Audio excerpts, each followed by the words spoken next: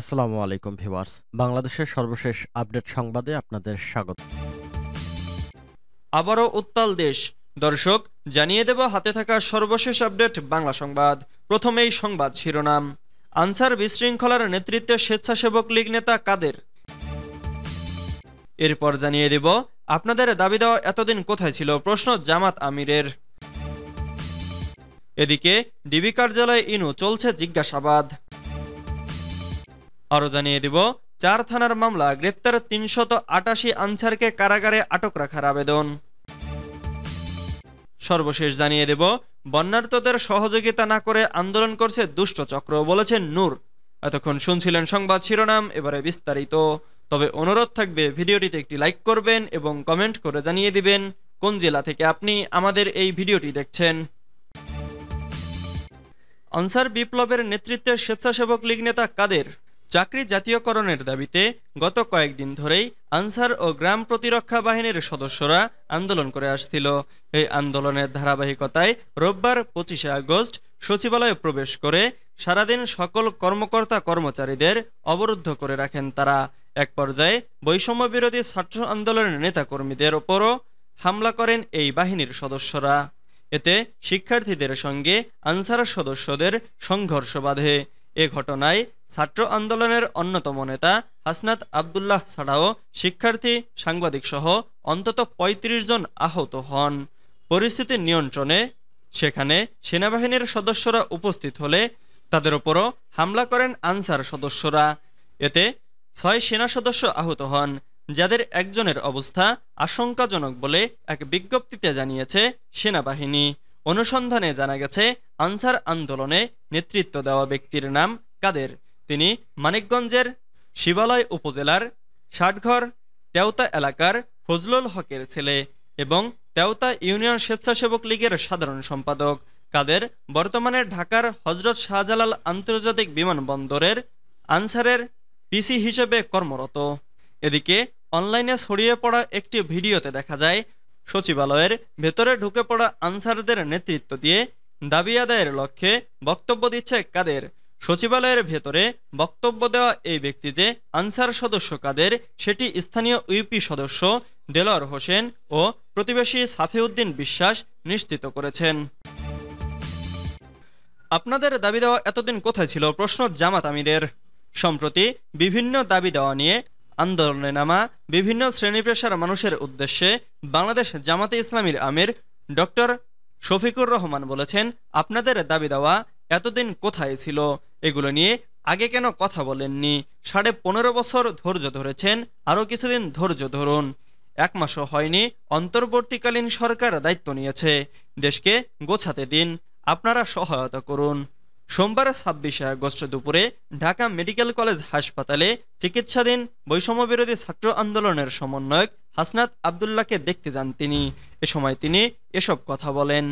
গত রোববার সচিবালয়ের ঘটনা নিয়ে জামাত আমির বলেন, আনসার সদস্যরা গায়ের জোরে সচিবালয়ে ঢুকে অস্থিতিশীল পরিস্থিতির সৃষ্টি করে।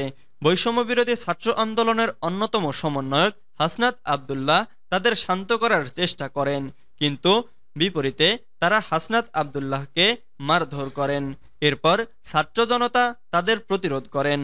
আমরা হাসনাত আবদুল্লাহকে দেখতে এসেছিলাম, তার জন্য দোয়া করেছি যেন তিনি তাড়াতাড়ি সুস্থ হয়ে যান। পরবর্তী সময়ে যদি এমন কোনো ঘটনা ঘটে, সেক্ষেত্রে জামাতে ইসলামের ভূমিকা কি থাকবে? এ প্রশ্নের জবাবে তিনি বলেন, এমন কোনো ঘটনা ঘটলে আমরা জামাতে ইসলামী হিসেবে আসব না, সাধারণ জনগণ হয়ে আসব। আমরা একা আসব না, আমরা ছাত্রদের সাথে নিয়ে সহযোদ্ধা হিসেবে আসব। আমরা আল্লাহর কাছে দোয়া করি এমন কোনো পরিস্থিতি যেন তৈরি না হয়। ডিবি কার্যালয়ে ইনু, চলছে জিজ্ঞাসাবাদ। জাতীয় সমাজতান্ত্রিক দলের সভাপতি ও সাবেক তথ্যমন্ত্রী হাসানুল হক ইনু গ্রেফতারের পর জিজ্ঞাসাবাদ করেছে ঢাকা মহানগর গোয়েন্দা পুলিশ। ডিবি সূত্রে জানা গেছে, সোমবার 26শে আগস্ট বিকেলে উত্তরার বাসা থেকে তাকে গ্রেফতার করে ডিবির একটি টিম। গ্রেফতারের পর একটি মাইক্রোবাসে করে তাকে ডিবি কার্যালয়ে নেওয়া হয়। ইনুর বিরুদ্ধে হত্যা মামলা সহ একাধিক মামলা রয়েছে। এসব অভিযোগে তার সংশ্লিষ্টতার বিষয়ে ব্যাপক জিজ্ঞাসাবাদ হচ্ছে। আরও জানা গেছে, আগামীকাল মঙ্গলবার 27 আগস্ট রিমান্ড আবেদন করে তাকে আদালতে তোলা হবে। ডিএমপির মিডিয়া অ্যান্ড পাবলিক রিলেশনস বিভাগের পক্ষ থেকে জানানো হয়, হাসানুল হক ইনুকে নিউমার্কেট থানার একটি মামলায় গ্রেফতার করা হয়। গত 21 আগস্ট ডিএমপির নিউমার্কেট থানায় তার বিরুদ্ধে একটি হত্যা মামলা হয়। মামলা নং 4। ঢাকা মহানগর গোয়েন্দা পুলিশের যুগ্ম পুলিশ কমিশনার মোহাম্মদ রবিউল হোসেন ভূঁইয়া বলেন, গত 5 আগস্ট আওয়ামী লীগ সরকারের পতনের পর সারা দেশের বিভিন্ন জায়গায় হাসানুল হক ইনুর বিরুদ্ধে একাধিক মামলা হয়েছে। নিউমার্কেট থানার একটি মামলায় তাকে গ্রেফতার করা হয়। 4 থানার মামলা গ্রেফতার 388 আনসারকে কারাগারে আটক রাখার আবেদন। চাকরি স্থায়ীকরণের দাবিতে সচিবালয় অবরুদ্ধ করে ভাঙচুর ও হামলার ঘটনায় রাজধানীর 4 থানার মামলায় গ্রেফতার 388 আনসার সদস্যকে কারাগারে আটক রাখার আবেদন করেছে পুলিশ। রমনা, শাহবাগ, পল্টন ও বিমানবন্দর থানার 4 মামলায় তাদের কারাগারে আটক রাখার আবেদন করা হয়েছে। সোমবার 26 আগস্ট ঢাকার মেট্রোপলিটন ম্যাজিস্ট্রেট মোহাম্মদ মোশাররফ হোসেনের আদালতে এ বিষয়ে শুনানি অনুষ্ঠিত হওয়ার কথা রয়েছে। আদালতে সাধারণ নিবন্ধন শাখা সূত্রে জানা গেছে, শাহবাগ থানার মামলায় গ্রেফতার 189 জন, রমনা থানায় 98 জন, পল্টন থানায় 95 জন ও বিমানবন্দর থানার মামলায় 6 জন আনসার সদস্যকে গ্রেফতার দেখিয়ে আনা হয়। এ 4 থানার মামলায় অন্তত 426 জনের নাম উল্লেখ করে আসামি করা হয়। এছাড়া অন্তত 10,000 অজ্ঞাতনামা আনসার সদস্যদের আসামি করা হয়েছে। এসব মামলার অভিযোগে বলা হয়েছে, 25 আগস্ট রাত 9টার দিকে সচিবালয়ের সামনে সাধারণ আনসার ও বৈষম্যবিরোধী ছাত্র আন্দোলনের মধ্যে ধাওয়া পাল্টা ধাওয়া শুরু হয়। এ সময় কিছু আনসার সদস্য পল্টন মডেল থানাধীন 0 পয়েন্ট এলাকায় চাকরি জাতীয়করণ সহ বিভিন্ন দাবিতে রাজপথ অবরোধ করে রাখেন। পুলিশ তাদের ঘটনাস্থল থেকে চলে যাওয়ার জন্য অনুরোধ করে। তারা ঊর্ধ্বতন কর্তৃপক্ষের অনুরোধ অমান্য করে রাস্তা অবরোধের মাধ্যমে যান চলাচলের প্রতিবন্ধকতা সৃষ্টি করেন। বন্যার্তদের সহযোগিতা না করে আন্দোলন করছে দুষ্ট চক্র, বলেছেন নূর। চলমান পরিস্থিতিতে আগামী 1 মাস কোনো প্রকার দাবি দেওয়া নিয়ে অন্তর্বর্তীকালীন সরকারকে বিব্রতকর পরিস্থিতির সম্মুখে না দাঁড় করানোর জন্য সর্বসাধারণের প্রতি আহ্বান জানিয়েছেন গণ অধিকার পরিষদের সভাপতি নুরুল হক নূর।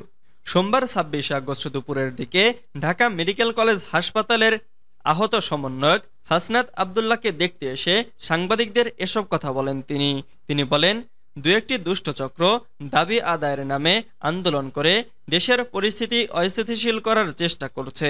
তারা দেশের বর্তমান দুর্যোগপূর্ণ পরিস্থিতিতে বন্যার্তদের সর্বাত্মক সহযোগিতা না করে আন্দোলন করছে।